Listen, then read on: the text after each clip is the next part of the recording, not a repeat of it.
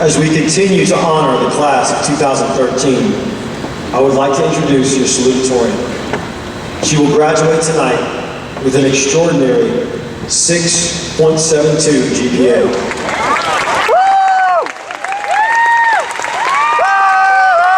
Ms. Stephanie Erickson.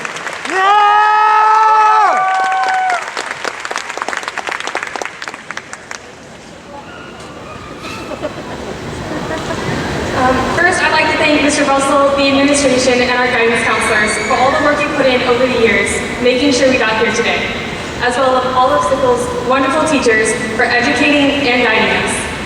A special thanks to my mom for being my motivation and inspiration, to my dad for reminding me that I don't have to go to school, that I get to go to school, and to my brother and sister for being my biggest fans. Thank you to all my fellow classmates for making this journey with me and all your support along the way. And last but not least, thank you to those who have come to join us today to make this moment extra special. We've been dreaming of this moment since we first entered the halls of Walter L. Sickles 4 years ago. The hallways were big and bright with the promise of a grand adventure. We were at the beginning of our high school careers, the beginning of this educational journey in which we would learn not only about economics and chemistry, but ourselves as well. We were full of potential and possibility in this crazy place that was so unlike anything we've ever experienced before. A strange world without uniforms, where we had a luxurious 6 minutes to socialize between classes, where the lunchroom seating was free game and the act of chewing gum wasn't punishable to the highest degree.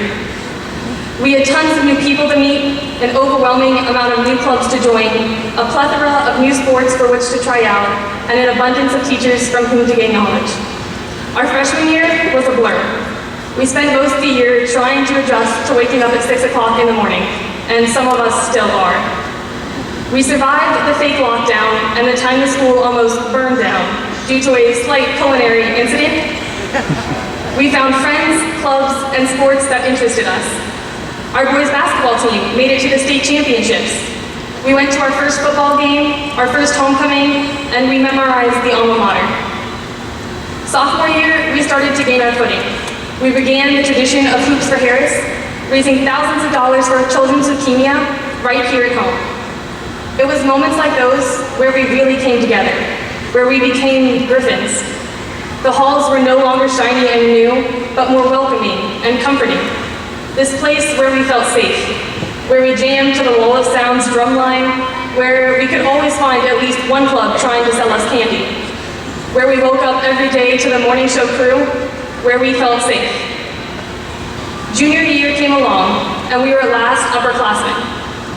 We were able to kindly direct freshmen to the pool on the 3rd floor. Spoiler alert, you have to take the side exit from the library. It's the second door on your left.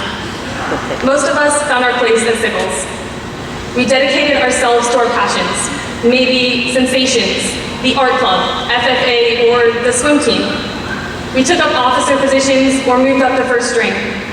We were given more responsibility as we began to prepare for the dreaded SAT and more NP classes opened up to us.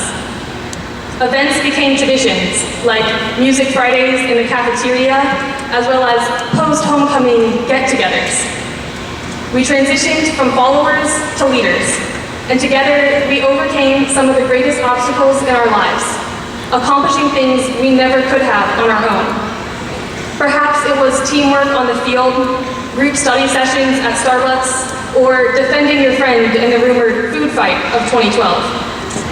Whatever it was, it took all of us together to make it through and accomplish our best. So now we get to senior year, the year we've all been waiting for and anticipating our entire lives. The year we get to rule the school. The year we all go broke trying to pay for grad bash and prom and our cap and gown and our honor cords and our senior pictures and our graduation announcements. But we buck up and get a job because these moments are priceless. And we go nuts when we beat Alonzo in the final 20 seconds of our last ever homecoming game. We cherish our last few pep rallies, our teachers in the senior seatbelt fashion show, and our unforgettable half-court shot. We stage a coup to overthrow the no yoga pants decree because we refuse to put any effort into getting dressed in the morning.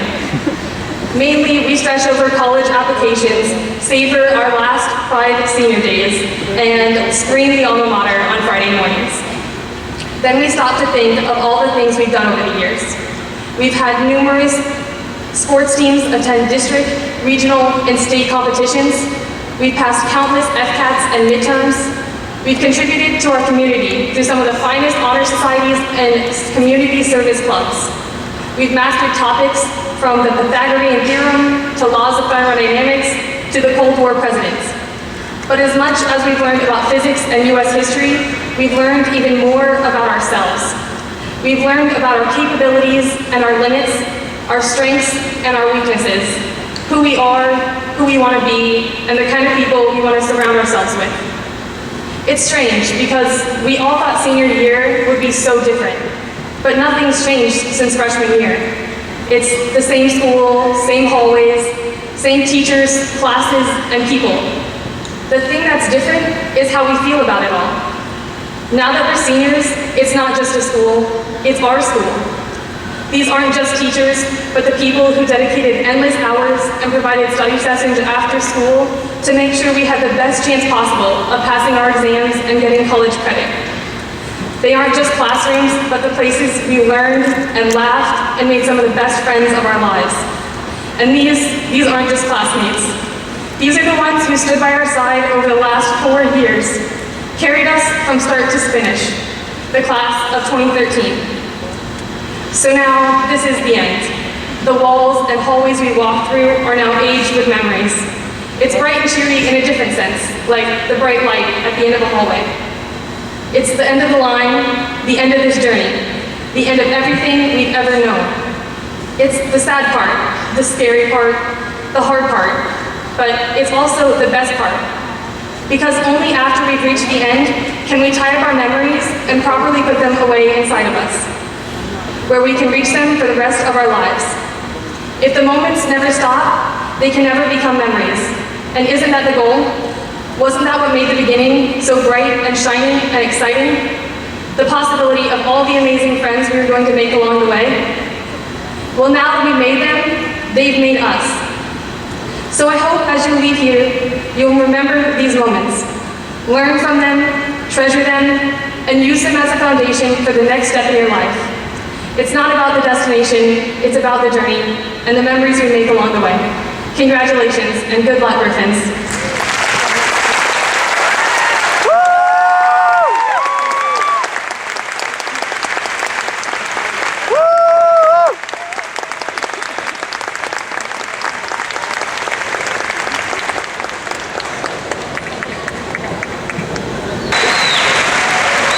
Stephanie Leanne Erickson. Nicole Elizabeth Smith. Kelsey Abigail Gimmel. David C. Pyatt.